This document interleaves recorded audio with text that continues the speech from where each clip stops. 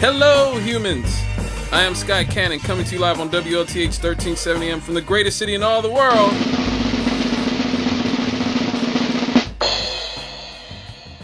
Gary, Indiana, and this is the Counterpoint. Well, folks, I know it seems like the year 2018 has just flown by, but alas, Thanksgiving is nigh. And in the spirit of the Thanksgiving holiday, I will refrain from my usual cynical view on things for just one day. Because it's important to take time out to acknowledge the good going on in the world, even if it's just for one day. And as a Christian, I'm a believer that it's important to show thanks and appreciation for the many good things that many of us are blessed with. For instance, if you turn on your TV and see the amount of mass shootings and riots and racial strife, you would think that the apocalypse was nigh, and we're all gonna die. But did you know that in actuality, the violent crime rate in the United States has plummeted since the early 1990s? In the year 1990, there were almost 15 million violent crimes committed in our nation. But by the year 2016, that number had fallen to under 10 million. Americans are literally only half as likely to be murdered as we were 25 years ago.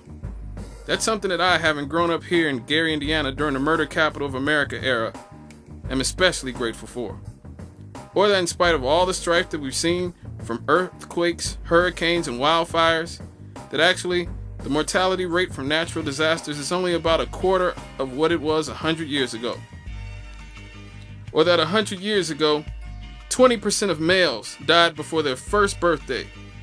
Now the mortality rate doesn't reach that high for men up until the age of 62, which is 2 times higher than the life expectancy was for the entire human race just 200 years ago.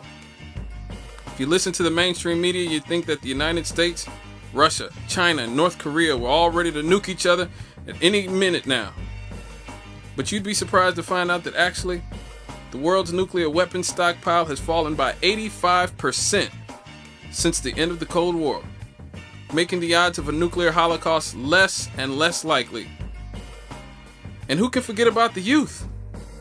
Young people are always scapegoated for everything: their music, their clothes, the way they talk, the way they act. If you listen to older people, you'd think that today's youth are all going to hell in a handbasket. But what if I told you that today's youth is not what you think it is? In spite of having grown up on a steady diet of gangster rap, violent video games, social media, and pornography, today's youth is less violent in every measurable way.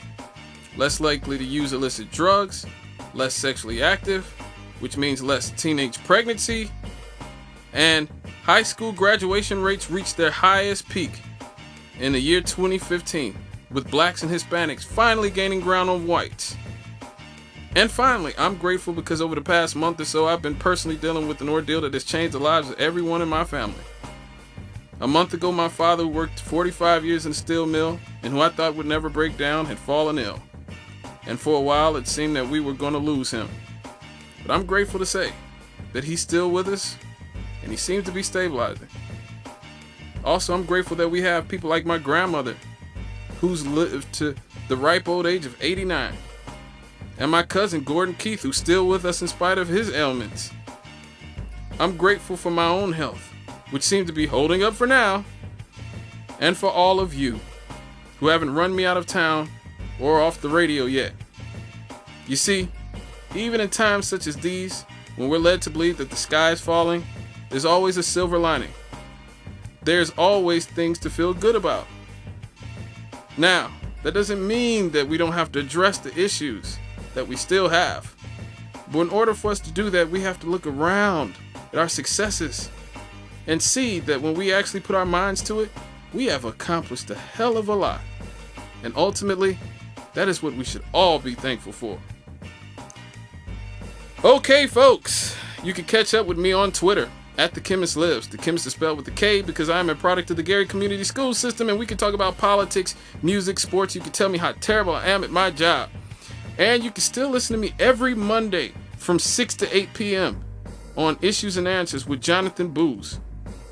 And hopefully one day soon we'll have the McGee Report back, brought to you by the precocious hostess with the mostest, Jamelia McGee. I am Sky Cannon, and that was the Counterpoint on WLTH 1370 AM. God bless the working class, and God bless organized labor. And I'm out, humans.